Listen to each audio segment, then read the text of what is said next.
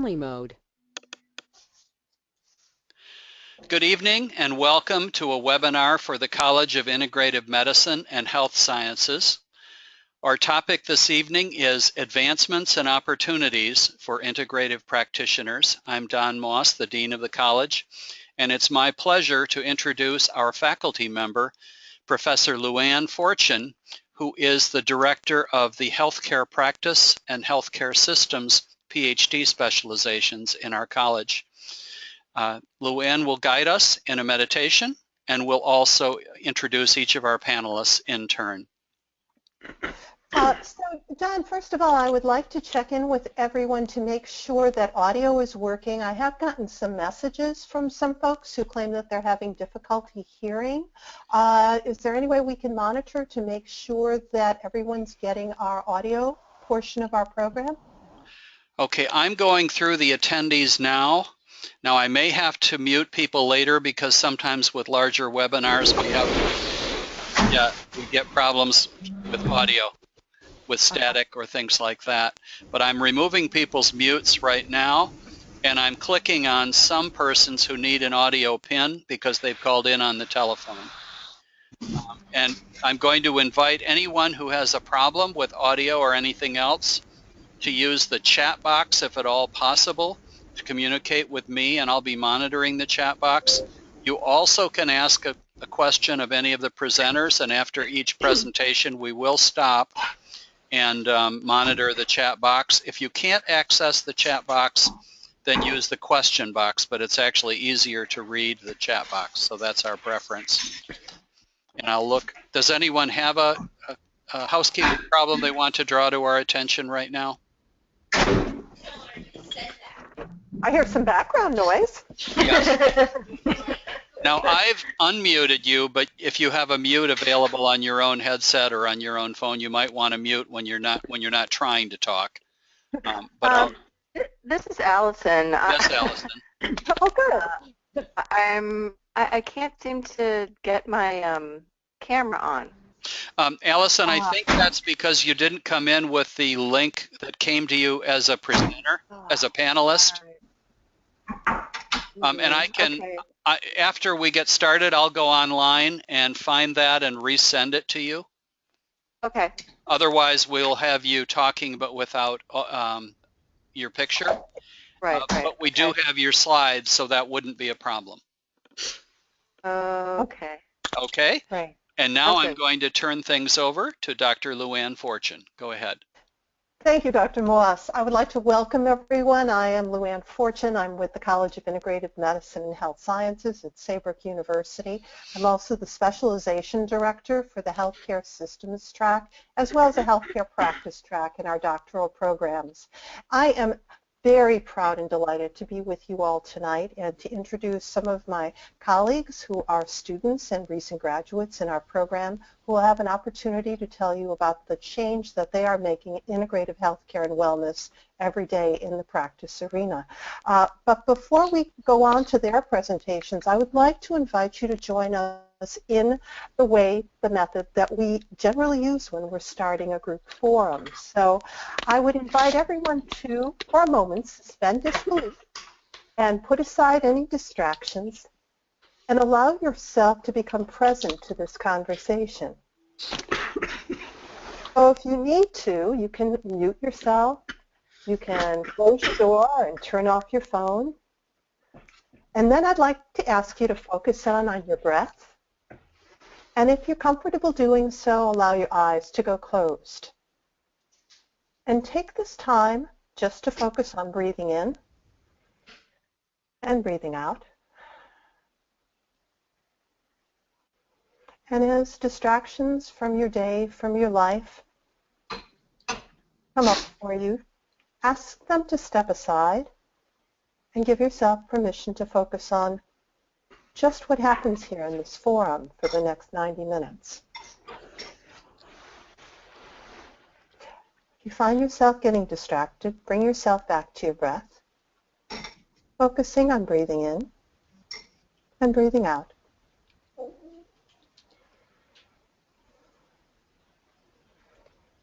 With each breath in, appreciate that we're sharing this common air. this planet, our environment, and our quest for wellness. And with each exhalation, allow yourself to appreciate how you're putting back your own vitality, your vision, your commitment, your skills and talent.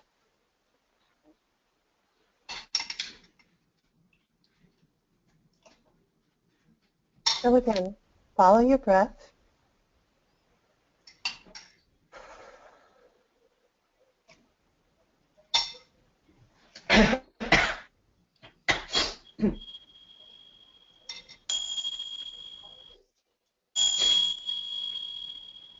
And I invite you all to become present again with us together.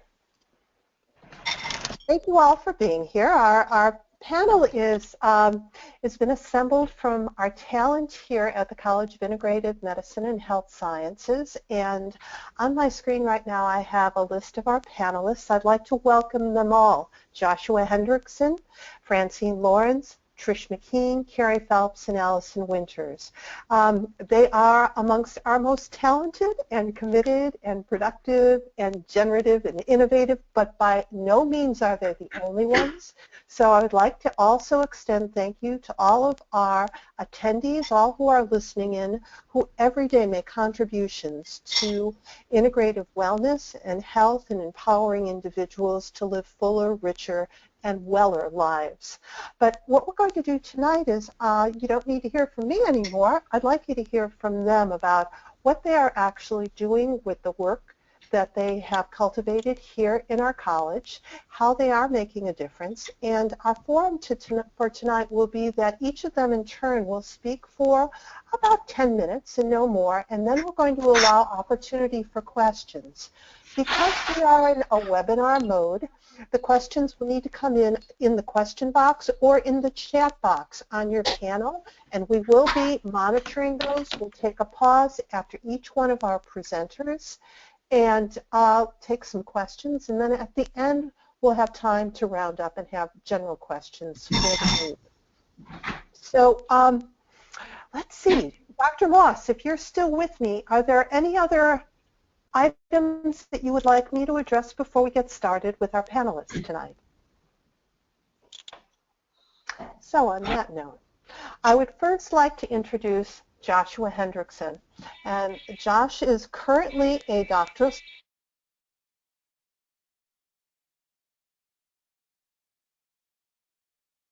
I think I lost my vocal for a while. Josh is a current student in the College of Integrative Medicine and Health Sciences.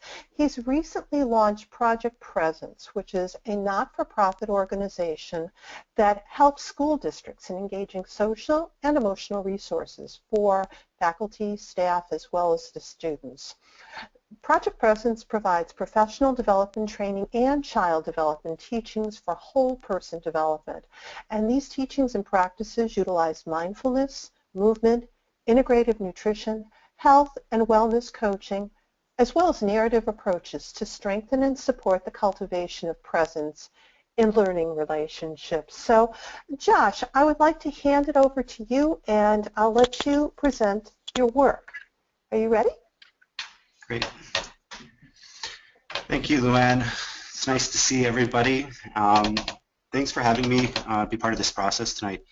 So I just wanted to share a little bit about my own personal experience through Saybrook, and then share a little bit of the work that I'm intending to do and the work that I currently am participating in. I came to Saybrook about 3 years ago after spending a considerable amount of time trying to discern what I would like to do for postmasters based education. And when the program in mind-body medicine, integrative mental health came about, it was almost immediately that I submitted the application. It spoke to me on so many different core levels, just for my own personal practice and the experience that I had with family members in many different contexts within mind-body medicine. So as a student, I've really been able, I've been afforded, I really feel a luxury and a gift by all the faculty and staff and my cohort and other colleagues in being able to bring to vision and manifest really the vision of Project Presence. As Luann had mentioned, we take mind-body approaches, whole person development within education systems. And through this process, I've been able to develop a really nice team here on Long Island. We work out of Suffolk County, New York. And we've integrated mindfulness-based practices, movement-based practices such as Qigong, Tai Chi, yoga, and Allison, we're also looking at integrating some dance components as well. And we've also integrative nutrition as well. And this project really kind of started through a dialogue with a colleague of mine in humane education. And through this process and movement in my friend's career and where I was at in my career, it presented an opportunity to develop a resiliency training program for individuals that were failing in 2 or more core competency areas at the middle school level. So this is going into our 3rd year of developing and creating and running the summer resiliency program. And through this process, I've become to realize, yes, the kids will benefit from this work, but the staffing will benefit from this work just as much. So we've been really ramping up these programs. And this past year, I'm kind of at the 3/4 mark of doing a 50-hour professional development training of 65 teachers in one school district. And I just want to share a little bit about the model. We really draw from the resources and the skill sets learned through Saybrook University, as well as Center for Mind-Body Medicine, Kristen Neff's self-compassion program, as well as narrative medicine program through Columbia University, which I had an opportunity to spend a little bit of time going to their workshops. And we've pulled these different approaches into developing this professional development training, which is essentially 5 full-day workshops followed up by 3 to 5 health and wellness coaching sessions, and then 7 after-school workshops. So at the beginning of the program, we really focused on teacher self-care and helping develop inner resiliency and connection with self in order for them to bring greater relationship to others in the classroom. Then in the coaching sessions, we really focus on self-care and then the practice of integrating these approaches and methods into their classroom setting. And those 7 after-school workshops were really focused on helping them to develop the language, to find the language, to talk about social emotional learning, which all of this work is really bundled under. And if you go to castle.org, social emotional learning has kind of 4 core competencies, which are social awareness, self-awareness, relationships skills, responsible decision-making, and self-management. And these mind-body approaches for whole person wellness and develop really support and complement CASTLE's mission when it comes to the core competencies for social emotional learning.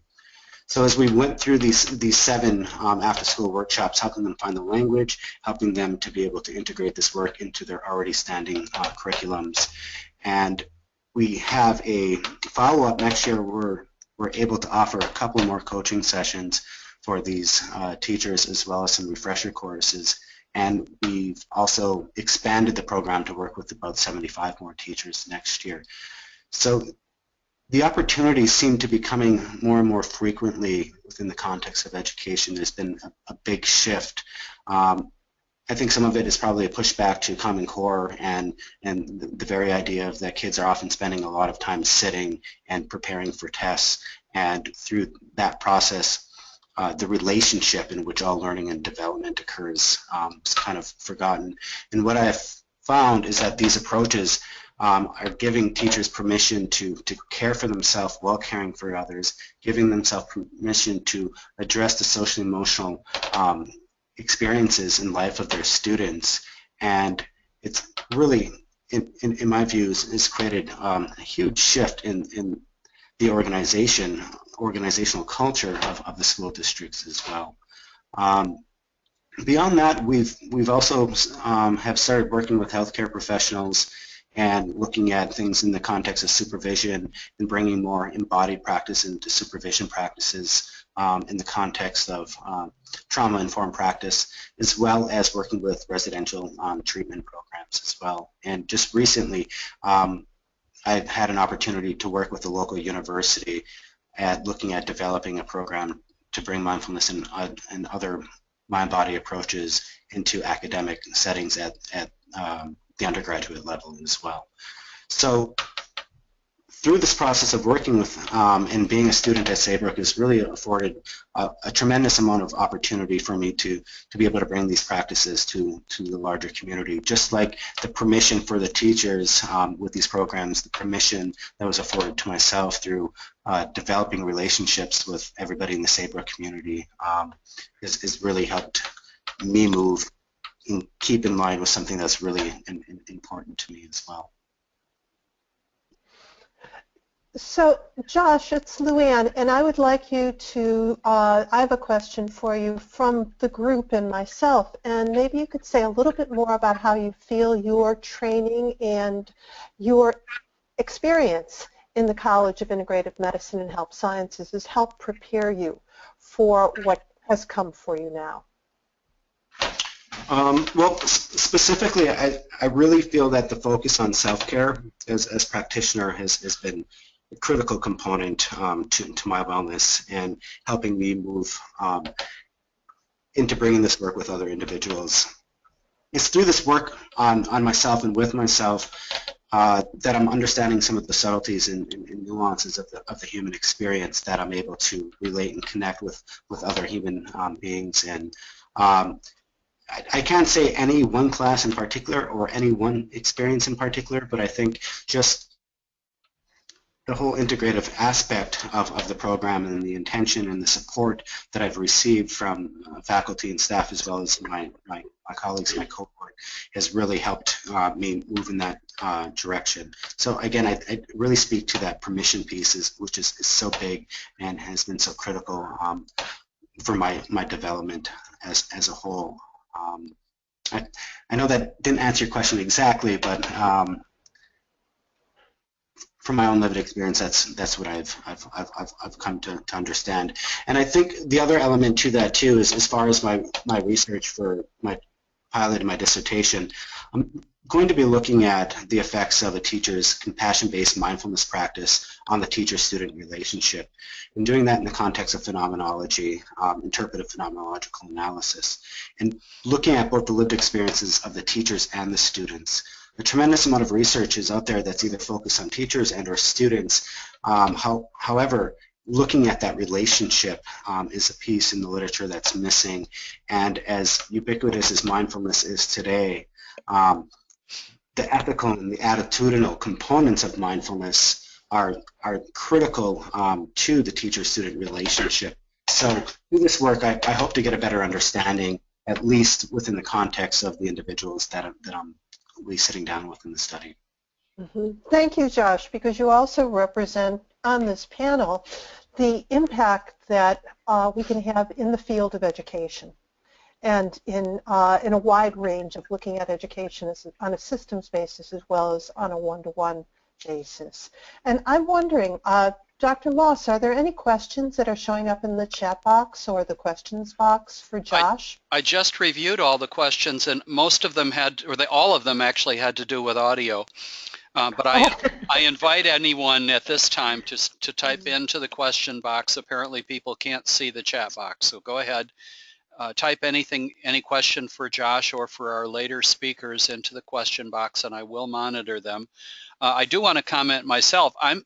I'm really encouraged that you were able to carry out the project in a school setting, because I know sometimes people run into such barriers in getting permissions. Doing this kind of mind-body work, using Neff's work, this is really important work, and I think whenever we see a successful project in schools, I get encouraged, because there are so many kids at need for this kind of intervention. Mm-hmm. And teachers.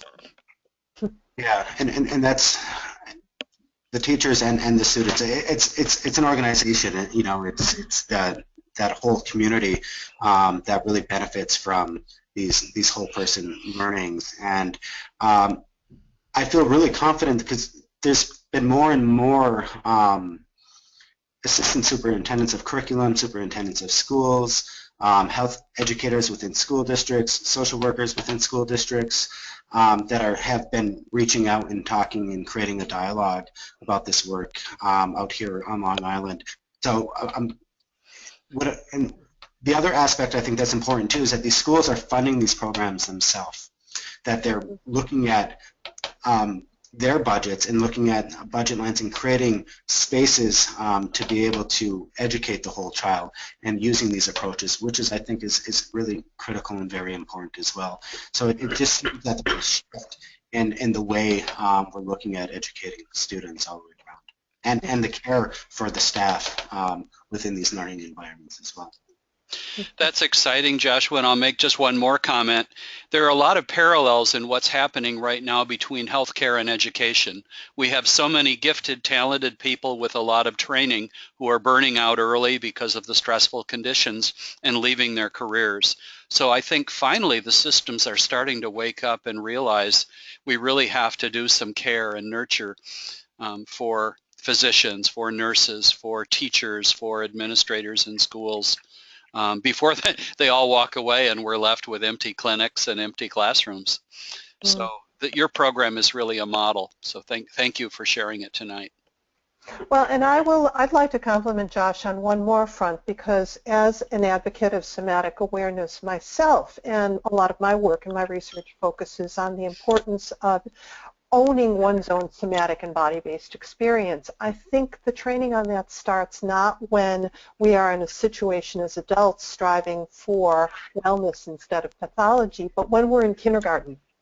And this is an opportunity to instill that value and to provide skills to people as we mature into adults and are more able, willing, and comfortable with taking a level of responsibility around our own wellness. So I really appreciate what you're doing with the kids. So. Okay, I want to break in because now there are some questions and comments in the chat, in the question box. First of all, someone listening tonight says, is functional nutrition part of this, or is it a different college? Well, we're all in the same college. We do not yet have on this panel a student from the Master of Science in Integrative and Functional Nutrition, but by the time that we have this kind of program again, I think we probably will be able to have such a participation because we all recognize the role of nutrition as we pursue any kind of a program in wellness. And then here's a question directly for Josh. How are you funding the program for teachers? Will the 50-hour professional training be available as CEs for teachers? Yeah, so the program is actually funded by the school district themselves. Not only are they paying for the program, but they're also paying the teachers to participate in the program as well, and actually supplying substitute teachers when teachers are missing on the class period. And they are actually getting continuing education units as part of this process as well. And we're having a conference called Beyond Content, Cultivating Presence and Learning Relationships in March.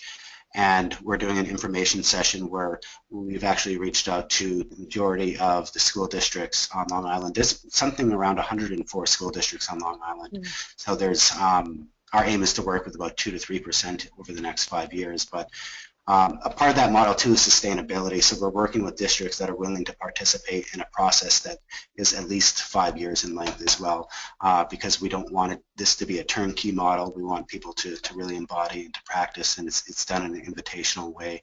And just one other note to that too, because it is invitational, the first district that we've worked with had about 700 teachers. When we put the invitation out for this full year professional development training, over 150 teachers indicated that they're highly interested in participating in that process. So we were only able to really work with a small portion of it. When we had set the invite again for this next year, within the first half an hour of the email going out, there was already 40 participants that were interested in working.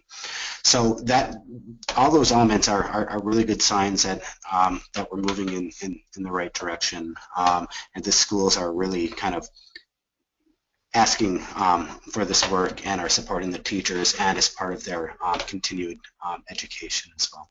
Thank you. I want to acknowledge those two questions came from Cindy Stewart and Dr. Oliver Bloomer. Next question, what kind of hurdles did you encounter as you approached the schools and universities, and how did you work with those hurdles? And that's from Kristen Jameson. Okay.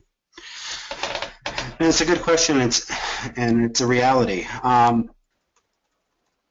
What I learned first was to really start to develop a relationship with the individuals that I was approaching. So at the administration level, spending time with them, getting to know what their needs were, and really taking this invitational approach.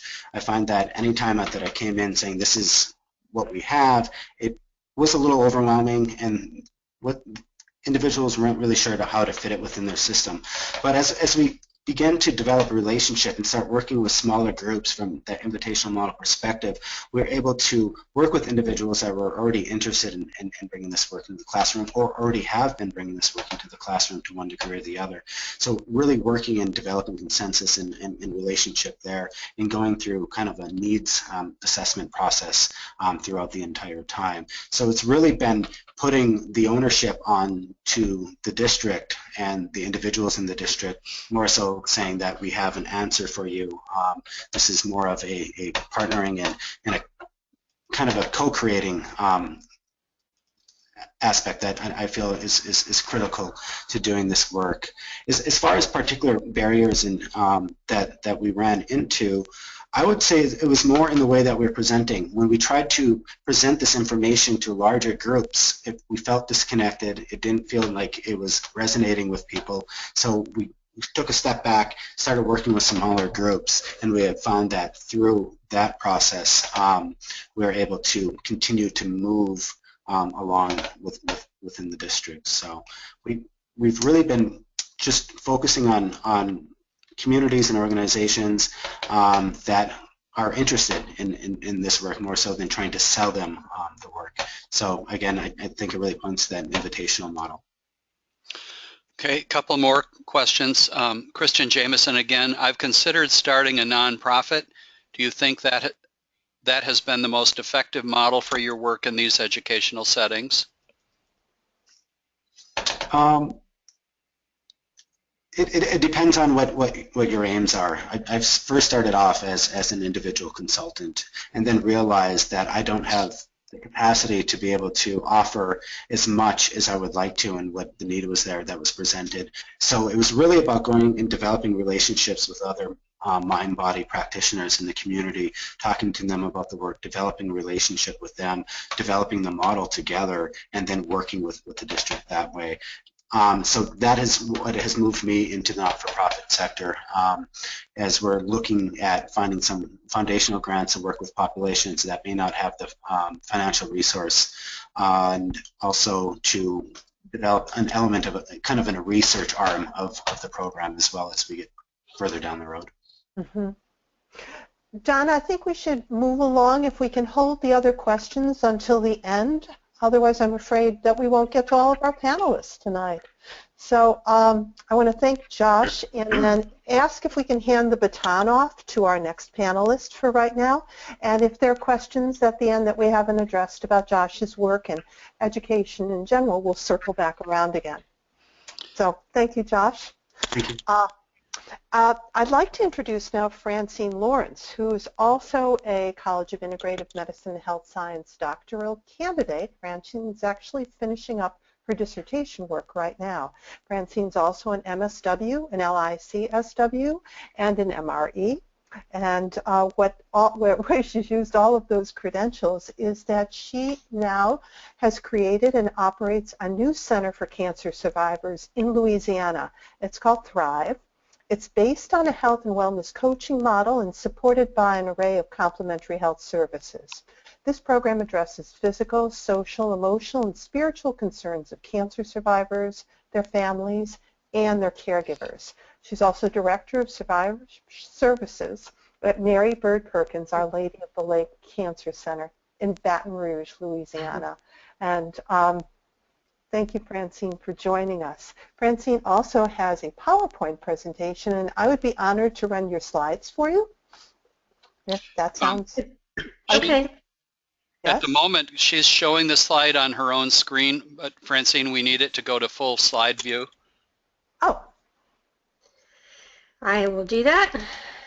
How's that? That's beautiful. Thank you. Okay, thanks.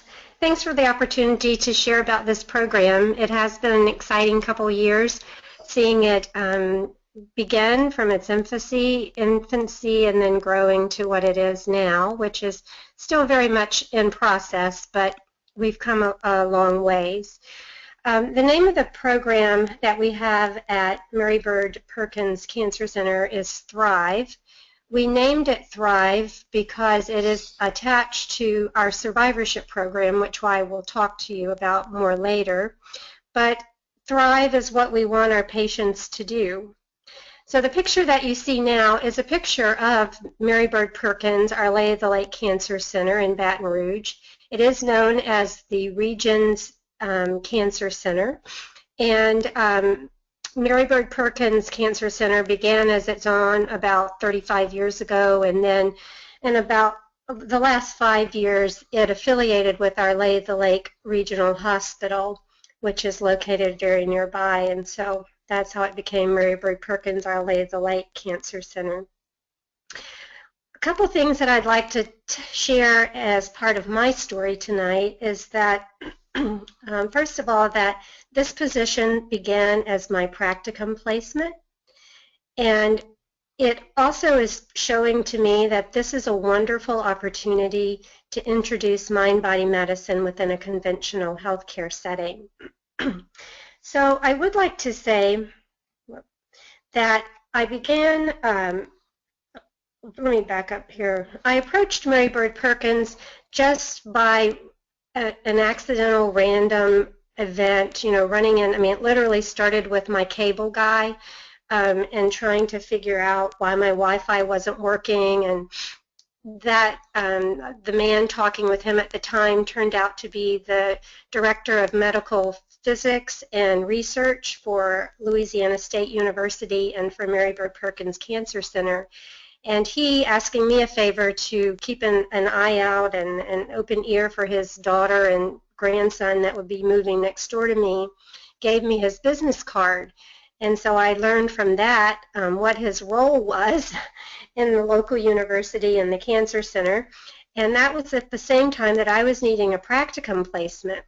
So the next time I saw him visiting his daughter, I went over and simply asked if the medical physics department was doing any research in mind-body medicine, or if perhaps the cancer center was. And he said that he didn't know, but that he would check into that for me. So that's exactly how it started, and it wasn't necessarily a totally smooth process. There was this going back and forth through emails and phone calls and trying to get something set up, and me trying to explain what mind-body medicine was and how it could be useful in a cancer setting, and them asking, you know, different, well, specifically what I wanted to do. But eventually a meeting was set, and so I went into this meeting just thinking I'd be meeting with another person to talk about doing a practicum at the facility. And the point that I think is important to make here tonight is that the meeting actually turned out to be myself and 6 other high-level administrators of the cancer center and hospital. And that had nothing to do with me because they didn't know me from Adam. But what it had to do with was their interest in mind-body medicine and the potential of bringing a program involving mind-body medicine to their cancer patients. So now that I've been there a few years and I know the people by name and their roles, I can look back and think, wow, I can't, you know, it's amazing when you can get those individuals all in the same place at the same time for any reason, and that they had come together to talk to a student about starting a mind-body medicine program there. So I think that speaks very favorably to how the program at Saybrook helped me get my foot in the door at this cancer treatment facility. And one of those people in particular, who is the head administrator between the hospital and the cancer center, became my champion. And she made it her mission to find funding to turn my practicum into a placement of full-time employment. So the way she brought that about was just this past year in 2015, survivorship was established by the Commission on Cancer as an official phase of treatment. So we know a person who has cancer goes through a diagnostic phase, they go through a treatment phase where perhaps they receive radiation and chemotherapy or surgery. Then, they go to a surveillance phase where they're monitored afterwards for any other signs or symptoms that might develop. But in 2006, the Institute of Medicine produced a report entitled From Cancer Patient to Cancer Survivor, Lost in Transition.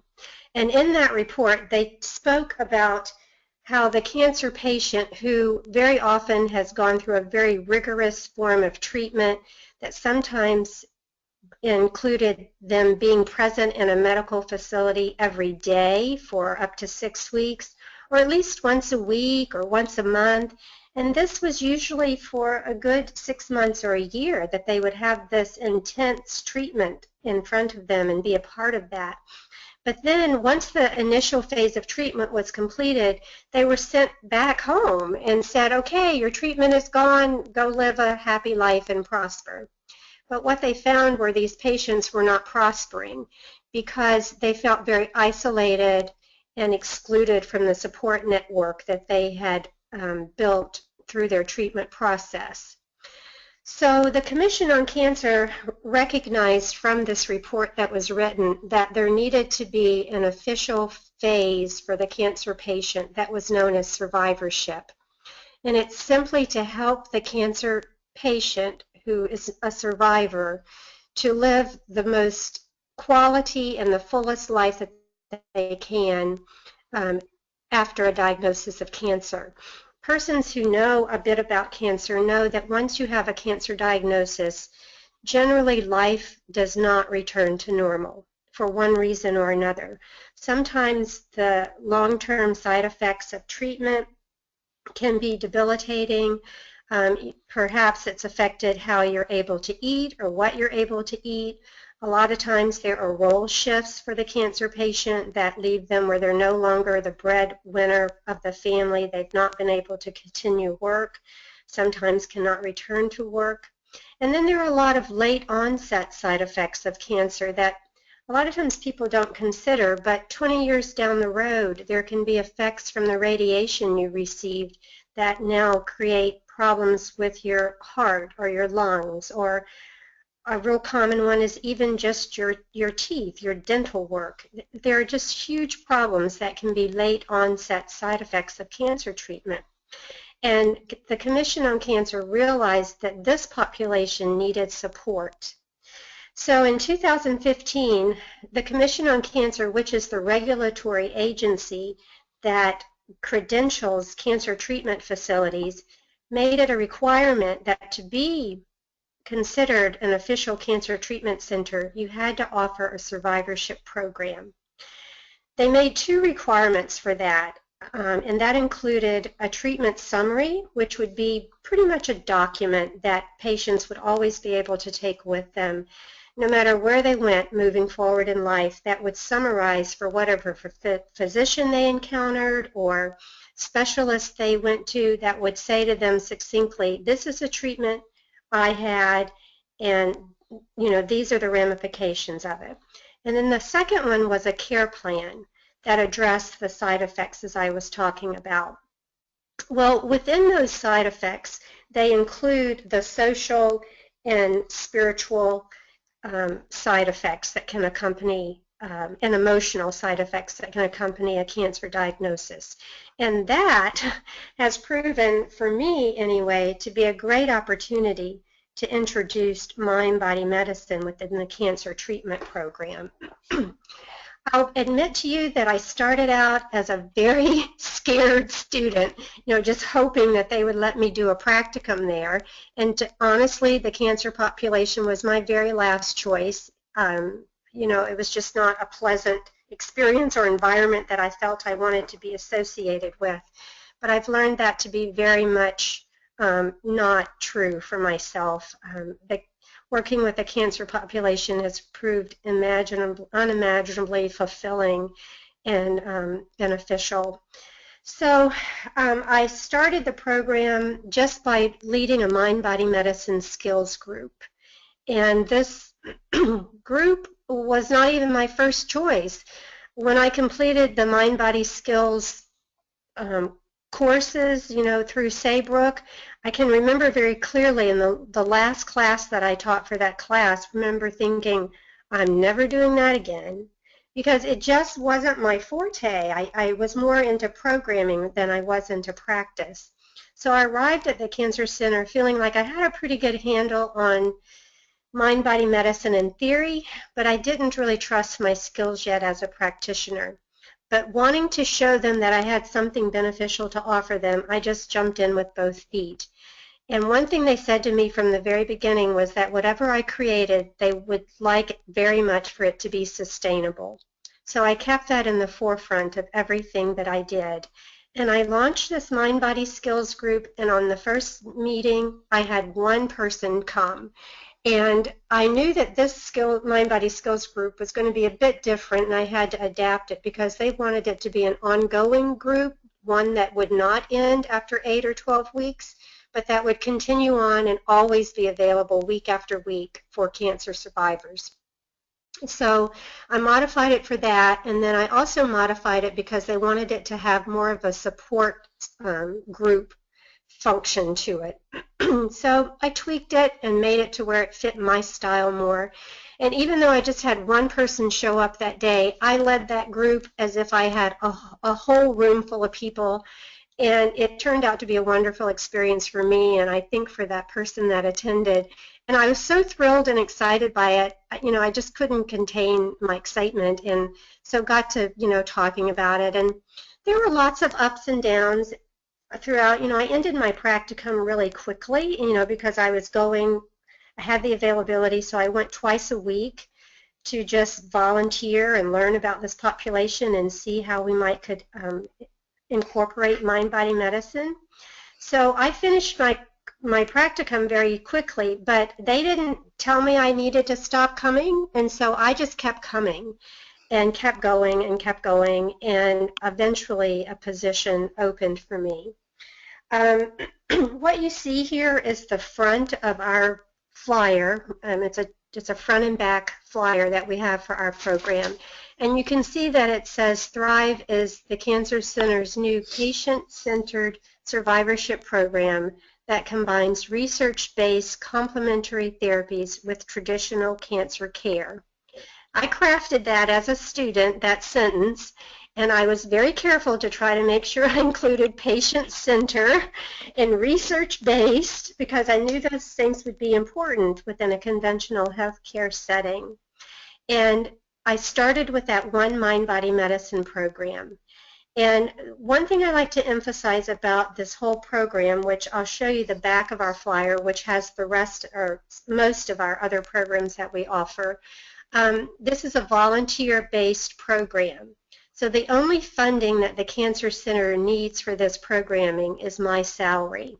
We have been able to grow the program through grant funding, so we now have an oncology nurse that works along with me, and we also have a program assistant.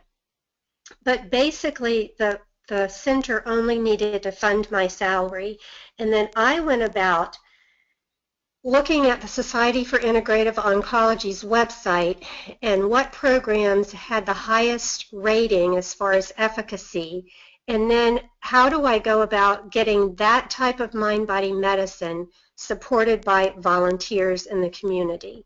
And that's how we began. We collaborated with the YMCA for the water aerobics. I had a Pilates person who ran a Pilates center whose husband was treated for cancer, and she came and offered to run our Pilates class. I had a patient who was one of my first group members who was a wonderful artist, and I actually discovered she was an artist when I asked her to do the group where you do the 3 drawings, that session where you do the 3 drawings of as you see yourself now, and as you see yourself with your biggest problem, and as you see yourself free of your biggest problem. And from that, I saw that she was this amazing artist. So her helping us to start an art inspiration program or a healing art program was not only something to help the other cancer survivors, but it became part of her treatment too. I know when I worked in the mental health world, I always said work is treatment, and in the cancer world, I'm learning that volunteerism is treatment as well. So we also have, I've also started a Survivorship Connections program, which is like a mentor-mentee program so that patients who have finished their treatment can then offer their guidance, friendship, and support to people who are just beginning treatment and trying to understand what their journey is about. Survive That is a support group that's for young cancer survivors with breast cancer. It was an ongoing group that the facility already had, and we just fed it into this program that I have. We have a pet therapy program. It's called Tiger Hats because Louisiana State University's mascot is a tiger, and they help sponsor this animal therapy program. So we have these big, beautiful dogs that come in and mingle with our patients while they're receiving their chemotherapy. And then we are launching a brand new program that appears to be the first in the country. And the reason I say that with some confidence is in getting the legal documents drawn up, our legal assistants had to research it from a legal aspect and could not find any duplicate programs in the country. But what the program is, it's called Fostering Hope. And we recognize the beneficial healing aspects of animals during the cancer journey. But we also know that for many patients, their diagnosis of cancer in that period of treatment is not a time to take on owning a new pet. So I began to try to explore how can we get pets into people's lives but yet provide them the support that they need to care for these pets. So we've collaborated with the Companion Animal Alliance in Baton Rouge, and now our patients are able to foster pets at any point during their survivorship, whether they're in treatment or if they've completed treatment. And what that allows them to do is to have a pet, that relationship with them, and everything that the pet needs is funded through a donor. So the crate for the pet, the food, the chew bones, all the health care of the pet is funded. So our patients can have the benefit of a pet without having to make the long-term commitment of adoption. They also have the social aspect brought in because part of the agreement is that they will bring them back to the adoption days. So anyway, that's a new program that we're launching. Then we also have laryngectomy support group. We have pastoral care, and we have Learning to Thrive, which is their monthly workshops that just offer presentations on things like nutrition and exercise and genetics, anything that's of interest to cancer patients. I wanted to show you this next slide here because I had the wonderful experience of entering the cancer treatment facility when it was under construction. So that first picture I showed you is the finished product, but when I started there were many dust-ridden hallways and lots of drop cloths. And I had no idea in that dingy little dark corner where my desk was that next to me they were building this incredible meditation wall.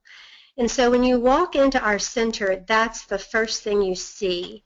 And I've been able to use that time and time again to present to the media and to all sorts of social outlets that positive visual imagery is healing, that it's a form of mind-body medicine.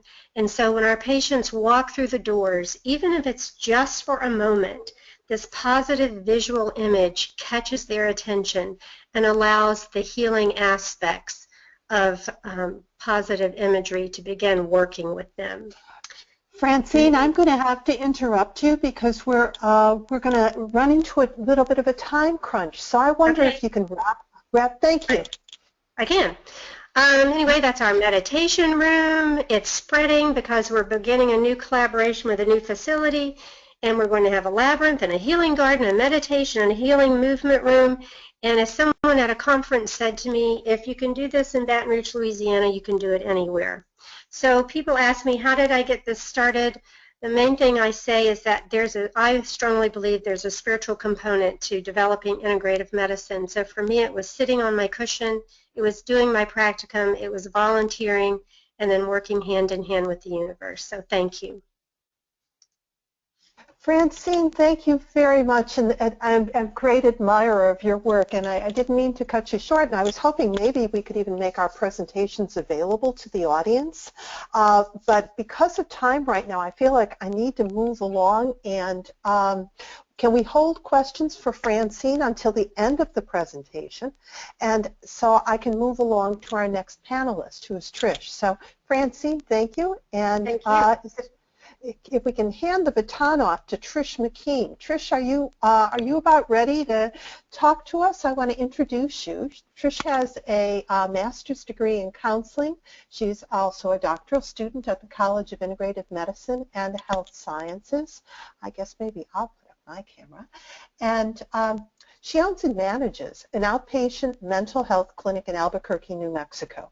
Now, in conjunction with her studies in integrative mental health, Trish has introduced mind-body medicine to patients that are struggling with addiction, mental health care concerns, and incarceration. So Trish's contribution that she wants to talk about tonight has to do with her research, which investigates how inmates who are yoga practitioners come to be of service to others. And she's doing a particular study and trying to link karma yoga, which is selfless service to others, and restorative justice, which of course has far-reaching applications and implications as well. So Trish, do you want to run your slides, or would you like me to do that for you? She has. Looks like that would be great, Luann, if you would, but I also have it up, so I think I'm okay to do it myself. I have them up and ready. Can you all see that? We can. Yes. Yeah, your can. desktop is showing beautifully. I am good. Hello. So I just am so proud to be able to present to you guys tonight and to be part of this community that means so much to me. There is so much good work happening in the field of mind-body medicine and having great results with research and validation.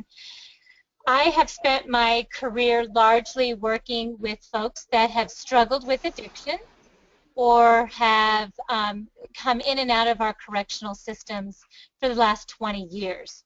The United States has 5% of the world's population, but 25% of our prisoners are behind bars. So 2 million Americans are behind bars, and a disproportionate number of them are of color. So it's a population that's very dear to my heart and has been dear to my heart since I have started my career. However, when I started to get into mind-body medicine, really it was a hope of mine to prevent burnout and to really start to express my mind-body medicine career into a different place and be able to really focus on how to integrate into mental health. So Saybrook University was great for me in providing the opportunity to see how integrating mental health with complementary and alternative medicine was very powerful. I get asked a lot when talking about my research if I'm a yoga teacher, and I am not a yoga teacher. I have taken yoga classes, similar to most people I think that are listening to the classes or listening to this call out there, but to actually be a yoga teacher was not something that I thought was part of my dharma. So similar to what Francine was saying, that sometimes things enter in our paths and we don't know that that's what's going to be our passion, and yoga became part of my passion as I started my career at Saybrook University for my own healing, as well as wondering how I was going to integrate this in my own practice, which is an outpatient mental health and substance abuse center. I first learned about the Yoga Prison Project in doing a research paper for one of my classes in my doctoral program, and I was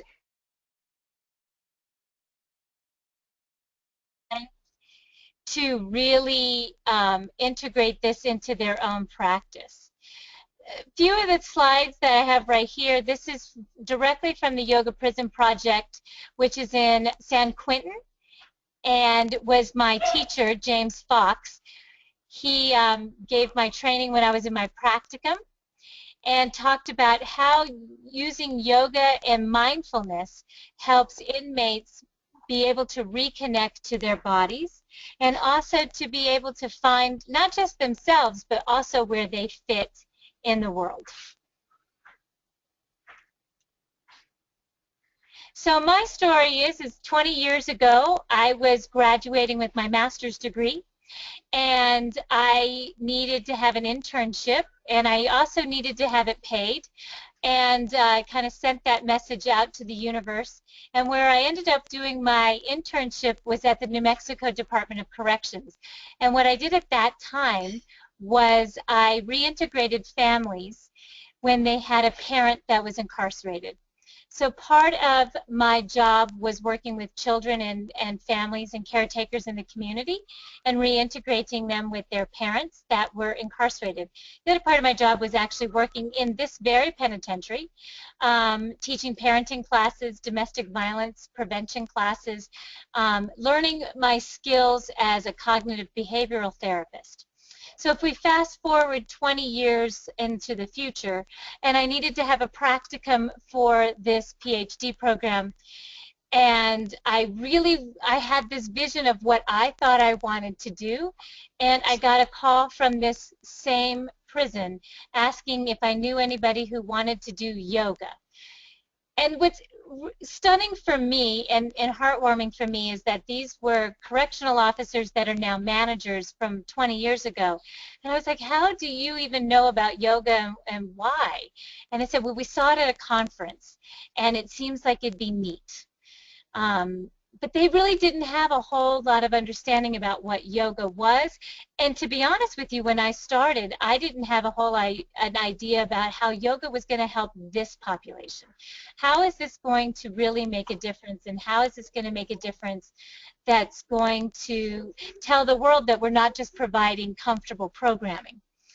So I did my practicum, which was an 8-week practicum, co-facilitating a yoga course with 24 inmates. And these are male inmates in a medium security prison, which means there is 2 fences that go around this penitentiary. If you see the upper right-hand corner here, that's the facility that I teach at. I go through these bars to go back into the gym, which is right over here on the right. And it was very, very transformational for me, because I was now going to come from a space of cognitive behavioral therapy where I sat in a psychotherapy chair and I listened and I provided powerful questions and redirected, but now I'm going to do yoga with male inmates. And how was this going to affect my own mind-body medicine, and how was this helping other people? And that practicum was so powerful for me and the men that participated, that we saw transformation. We saw them ask questions, overpowering. How can I get this information to my wife? How can I talk to my daughter about taking care of herself? I know that she's worried. How do I do this type of exercise when I come home? And is this just for fancy people? It was really impactful, and it was especially impactful because I had a lot of support from the Prison Yoga Project.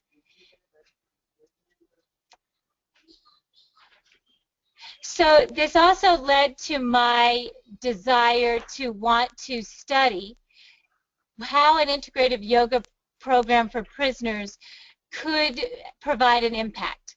My particular space is when I have done my work with incarcerated people, is that everybody's always asking, well, how does this help the families that were damaged before the crime? Or how does this really provide a full circle of reintegration? And I really wanted to look at if somebody took good care of themselves mindfully, intentionally, and they understood that their own self-care also had an impact on how we treated other people. That there's this reciprocal effect to taking care of ourselves helps taking care of others. Not necessarily a concept that we typically associate with prisoners, but could it be? And that was the thrust of my pilot study going forward into my dissertation. My pilot study was a very brief program. It was a 3-week program. 10 inmates were selected. 9 began the program. And during that time, it was interesting to note that there was a progression of how they responded. You know, initially, yoga's challenging. It's not as relaxing. Anybody that's taken a yoga class goes because they think it's going to be relaxing, and it's challenging.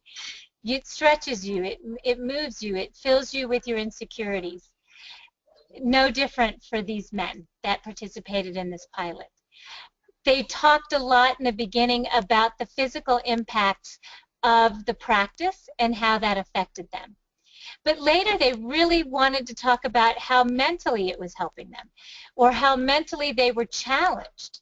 There was a space in the pilot where they didn't just say it was sunshine and roses. They said, I'm feeling angry. I'm feeling angry. And my own fear as a researcher and a therapist was, oh, I'm now making prisoners angrier. That's probably not a good thing. But they worked through it. They were able to verbalize it. They said, I can feel anger in my body now. And I really understood what embodiment meant then. I can feel this in my body. And I could feel it in my body when they were talking about it because we were doing yoga at the same time. I feel angry when I can't do this pose, but I also feel angry when someone doesn't understand me.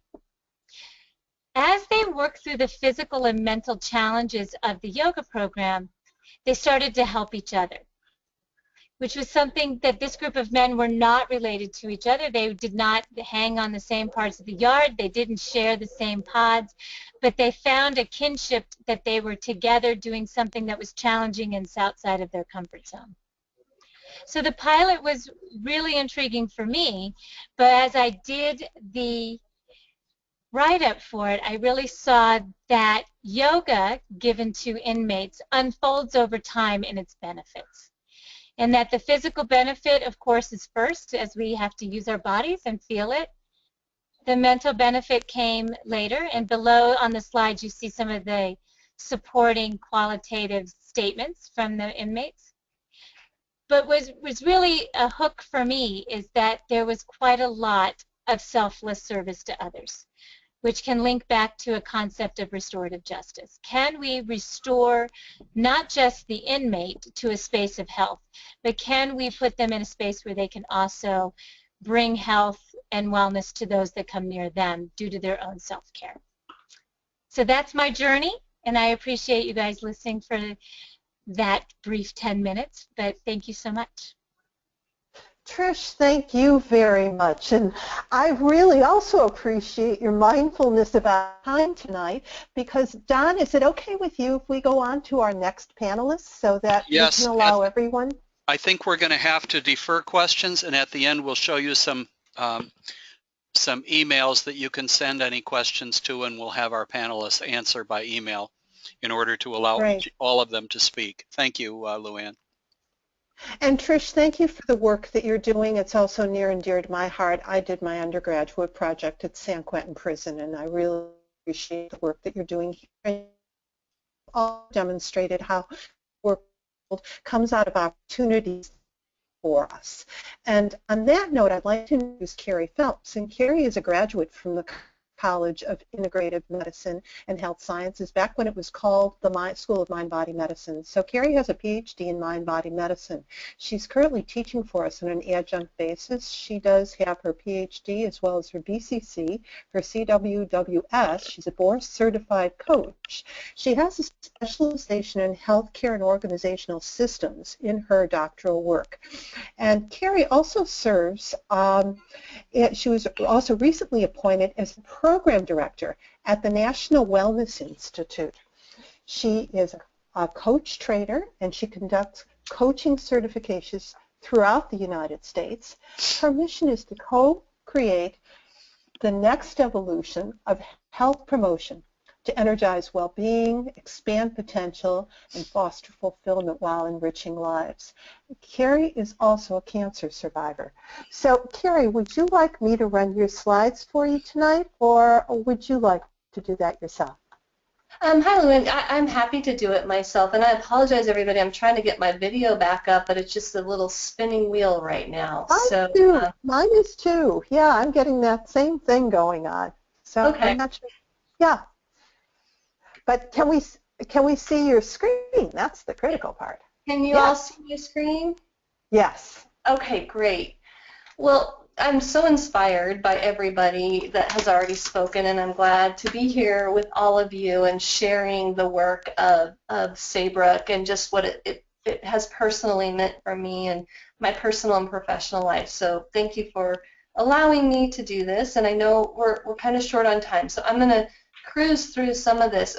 I wanted to just say that my specialty, I guess, in this area is large-scale initiatives. So I do some types of programming, but mostly where Saybrook has been very instrumental in my career and my life is really around large-scale initiatives in health and wellness. And so I'd like to just talk a little bit about that.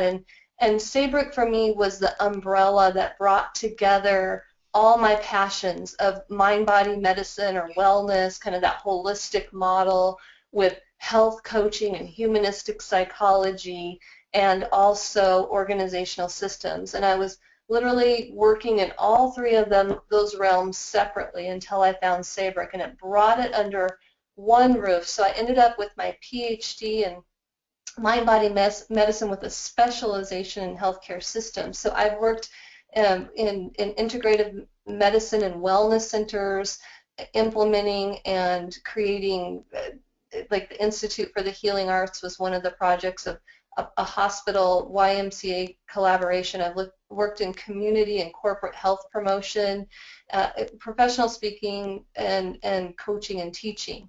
So what I wanted to talk about tonight was what I felt, if you're interested in or doing large-scale initiatives that are really about transformation and bringing in a new paradigm, is there's three things that I think are crucial, and that is the application, the advancement, and the academic. And what I mean by that is with the application, it's got to be for the boots on the ground people. So if it's only academic and only innovative, people will ask, well, what about me, and how do I actually apply this?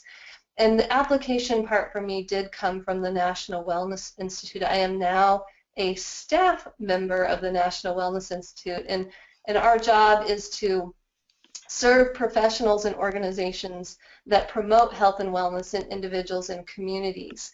And Saybrook was really helpful for me in thinking about how a wellness institute can spread and grow larger for not only nationally but globally, and help practitioners of wellness, be it general wellness or allied health professionals or even medical staff for that matter, that are provided with resources and information. So with that, though, on the academic part of it is what Saybrook provided, the academic, the research, as Francine, I think, said, research-based or evidence-based, which is crucial when working in realms of corporate wellness or hospital partnerships or even community health. And so the other part of it then is advancement, and that's just keeping abreast of what's happening, staying innovative. But I showed the three rings because I really think that all three of those are very important when working on large-scale initiatives. And so I wanted to just reflect back a little bit and talk about I wish I would have had. And I started off way back when. That's a really old picture of me, but thinking about spirit, mind, body, and how to bring spirit, mind, body into wellness programs. And at that point, it was just kind of intuitive. We all knew that's what we needed to do. but we really didn't have the tools, the resources, the research, the philosophy in order to make that happen. So a lot of it was not sustainable. It didn't stick. But I feel like what Saybrook provided me was with the actual research and tools and evidence and practice to be able to make this kind of initiative in Spirit, Mind, Body a reality. And so you can kind of see how the Spirit, Mind, Body piece of it and what we now through Saybrook now have what I call reams and reams of data on all of this: spiritual growth, nutrition and weight management, kind of the integrative holistic nutrition, stress management, fitness, all of that combined in the Mind Body Medicine program is part of the program that really makes all of this stick and be evidence-based or research-based, and also provide the practical application or the experience of it, as Josh was talking about. What has really helped is the actual experience. And so part of this is, one of the projects I did was the Institute for the Healing Arts and Continuum of Care. And what I believe and that Saybrook provides is that continuum of care from wellness to more chronic conditions, and how to work with hospitals, community organizations, corporate wellness programs, and work to create and implement and monitor and measure programs that are more integrative. So whether that be an integrative medicine clinic or some kind of, like this was a partnership, like I said, between the YMCA and a big hospital system, or I've even worked in big corporations that are starting wellness programs that are very interested in more of the holistic, integrative. Mindfulness is huge, meditation, and working with employee wellness. This is just an example of one of the things, again, this is reflecting back, but had I had the education that I have through Saybrook with the healthcare systems piece, because there's so much of the organizational change, systems management, systems science, this is an example of what it takes to think about a large-scale initiative, a national initiative, and what goes into it, from the topic selection and from expert panels, bringing in the experts that know the science, that know the evidence, that know the research, and then developing a framework. And this is the Institute for Healthcare Improvement change methodology, and much of this was covered, these pieces are covered within the Saybrook program around organizational change and systems management. This was just an example of what came out of it, called Activate America. But what I wanted to highlight here was all the different parts and pieces of something that is a large-scale initiative, and I could find myself looking at a lot of the classes that I had through Saybrook that literally went through each of these stages. But most importantly then, what I said about the umbrella and all the work that I had done, bringing it under one roof. And if I would have had this education and this degree before, I think I wouldn't have made many of the mistakes that I made. But this is an old slide, but it's kind of the old logo. But it's the humanistic, reviving the spirit, the humanistic part. And the coursework that I went through included academic and professional development, coaching for health and wellness, which is huge and pretty much a part of every program that I've been involved in that involves any type of integrative health or integrative wellness, ethics, and then you can see all the way through dealing with complexity, foundations of systems thinking, quantitative and qualitative research, movement, exercise, and health. So within my degree program, you could see that much of what I did and still continue to do is somewhere within the program.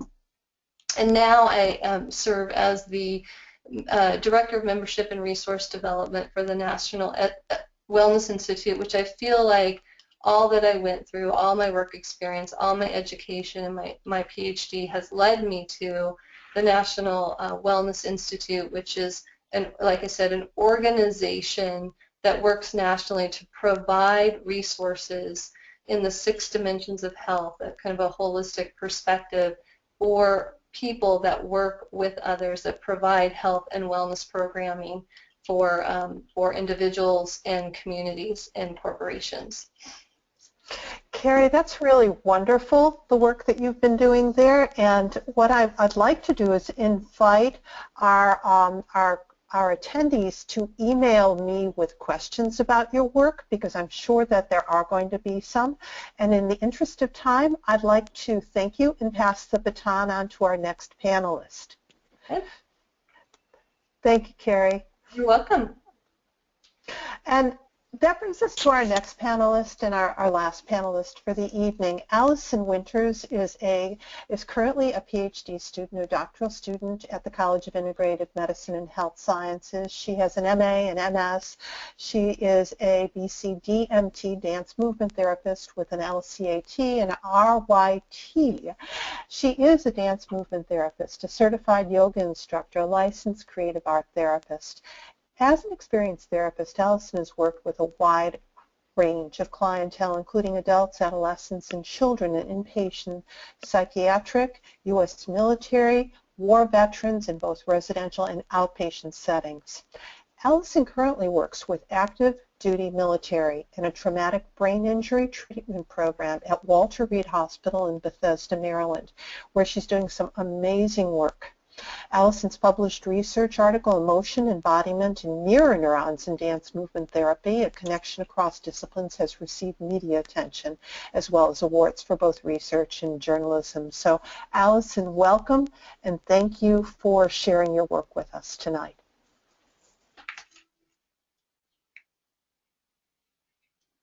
You're on.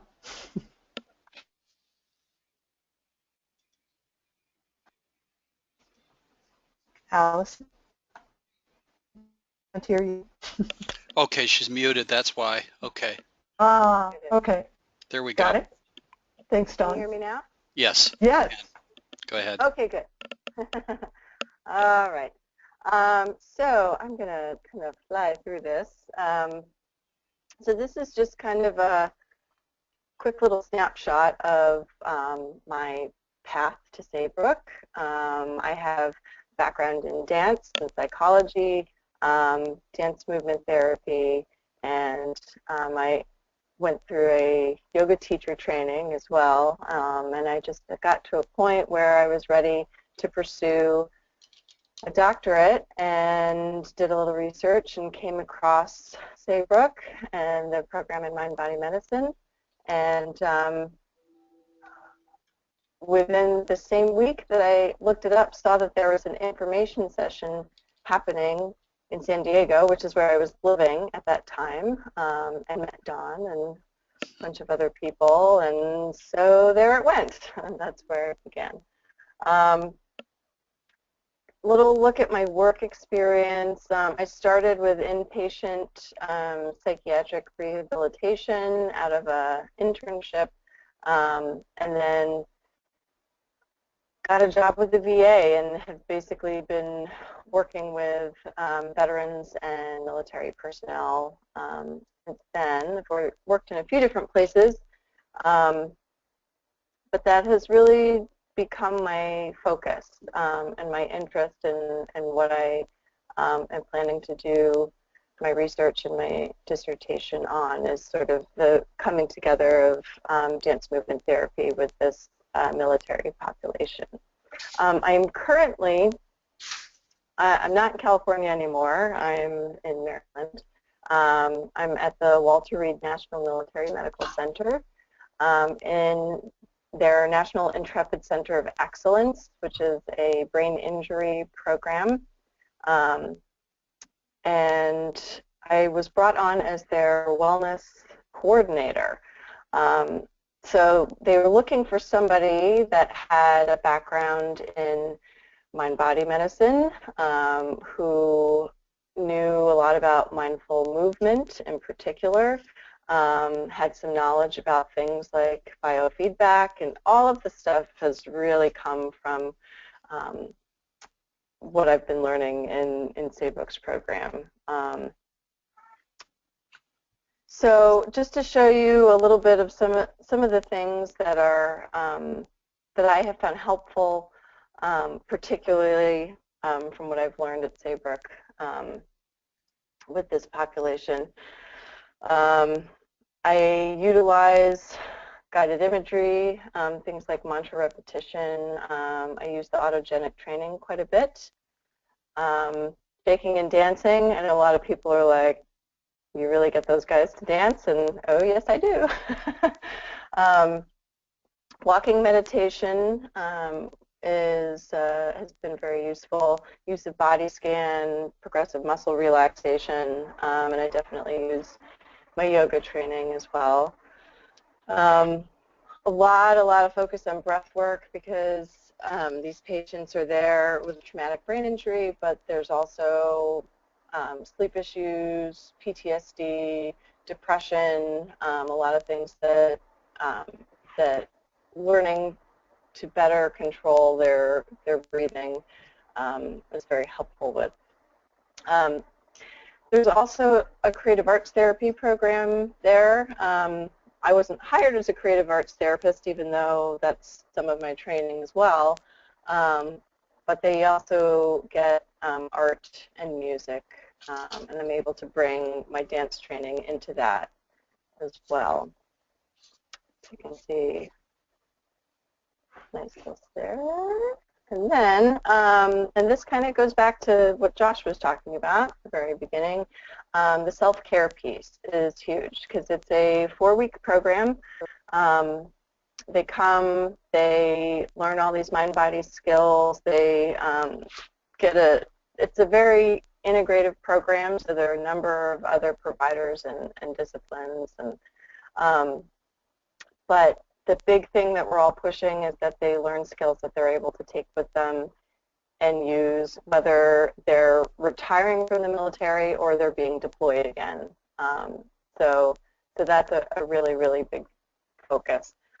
This is just kind of a list of some of the groups that I've built into the program and some of the individual stuff as well. I do a wellness evaluation and follow-up with them while they're there. We do an introduction to wellness group, and most of them get a sleep study done. So we do it before they get the sleep study, so they start learning some of the breathing skills so they can utilize it during the sleep study. Biofeedback, they all get issued an M-Wave, and I don't do the stress profiles. We actually have a psychiatrist that does that, but they get a stress profile done as well. They get movement and meditation, wellness planning, learning how to really plan their wellness so they can really continue it when they leave. They get a physiology of wellness group, mind-body skills sessions, individual, wellness transitions, learning, again, focusing on transitioning out of the program and back to wherever they're going. And then also I co-lead a group with the other creative arts therapists with creative arts storytelling. And then this is the picture of the lovely room that I get to work in every day.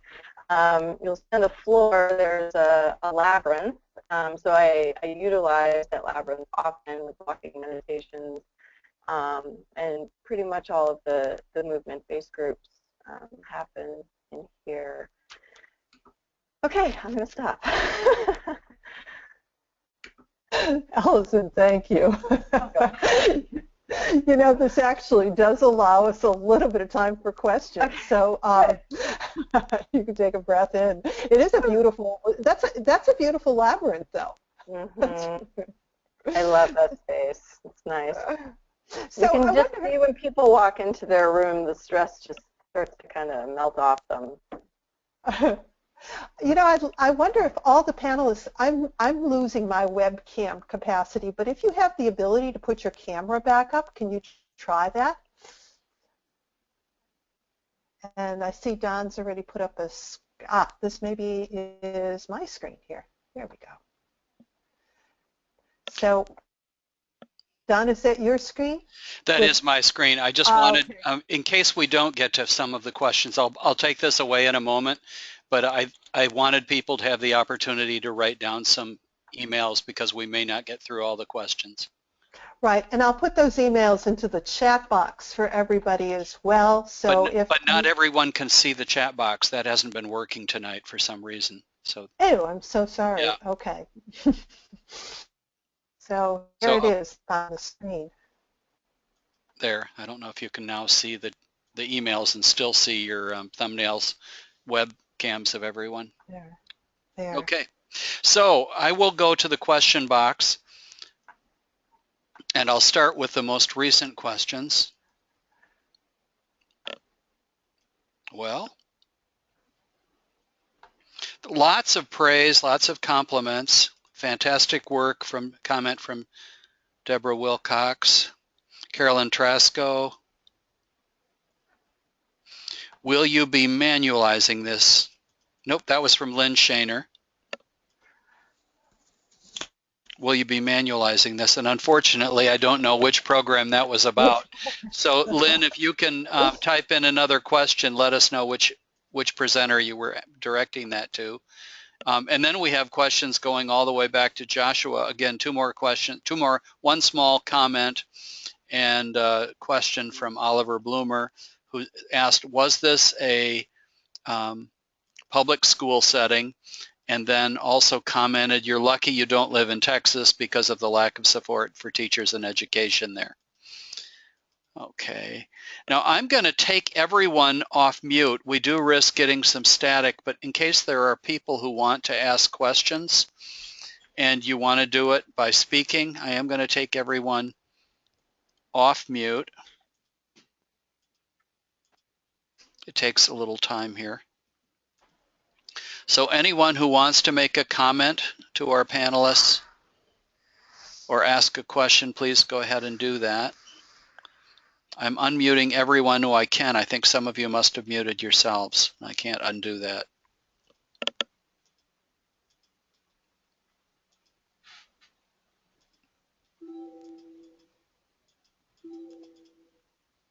Ah, yes.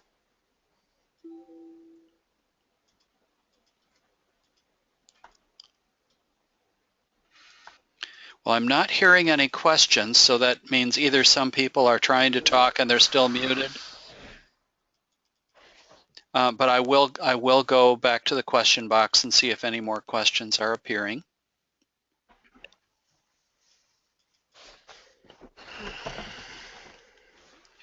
All the panelists, what have been some of the common outcomes you have observed and obtained from your work in mind-body practices? And that comes to us from Deborah Wilcox. So that's addressed to each of you. So does anybody have anything they would like to contribute about that? About what are, if you could all, maybe we'll just go around the circle to our panelists. If you could pick one characteristic or theme that has come out of your work, what might it be? So we'll do sort of a flash round here. Josh, what would you say to that?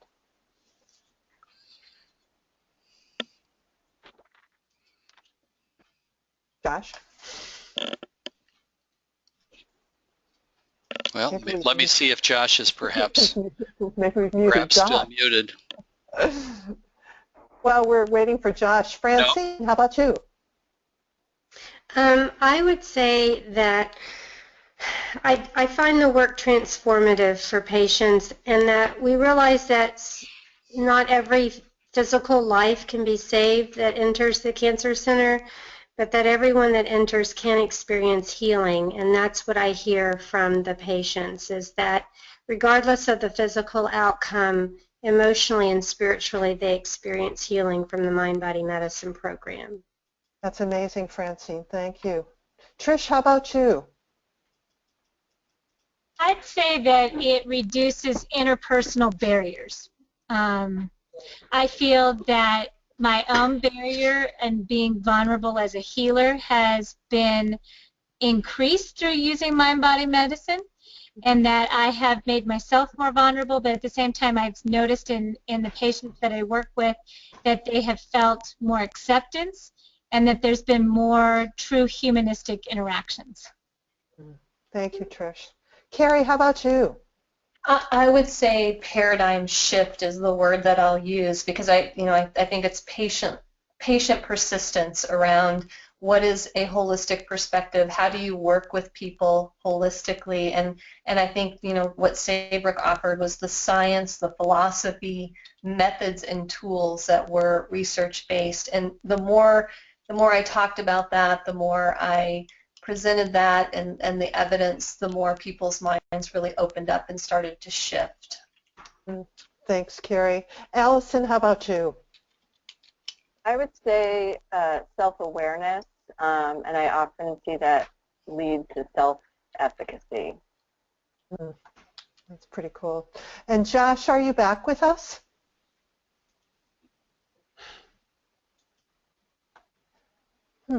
Okay. Well, we I are. see we've got a couple more comments. Yeah, we are at 10 o'clock, so I think we should wrap up in just a moment. But I do want to thank our panelists. These were really inspirational programs, and for me, I'm impressed that you've really expanded the scope of what we think of as mind-body practices, including everything from dance to yoga to art expression, spiritual practices, and so on. So thank you all. Tonight's program has been recorded, and hopefully the recording will be available probably as a YouTube video, but it should be available within 1 to 2 days. And please contact Luann Fortune and me, and I'm going to say contact both of us. I hope you can see our emails on the screen, lfortune@saybrook.edu and dmoss@saybrook.edu. Contact both of us because we're both busy and heavily scheduled this week, and whichever one of us can get the recording to you the quickest, we will do that.